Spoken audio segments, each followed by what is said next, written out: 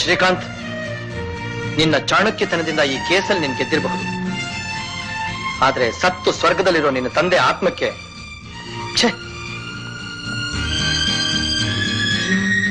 Sir, ನಿಮ್ಮ ತಂದೆಯವರು ನಿಮ್ಮನ್ನು ಲಾಯರ್ ಮಾಡಿದ್ದಕ್ಕೆ ಸಾರ್ಥಕವಾಯ್ತು.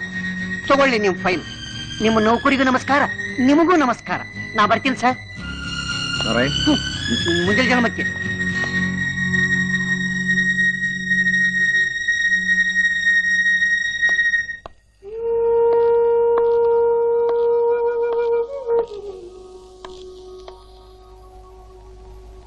ಸರ್, ನನ್ನ ಜೀವ ಉಳಿಸಿದ ಪುಣ್ಯಾತ್ಮರು ನ್ಯಾಯಕ್ಕೋಸ್ಕರ ನಿಮ್ಮವ್ರನ್ನೆಲ್ಲ ಎದುರು ಹಾಕೊಂಡು ನನಗೆ ದೊಡ್ಡ ಉಪಕಾರ ಮಾಡಿದ್ರಿ.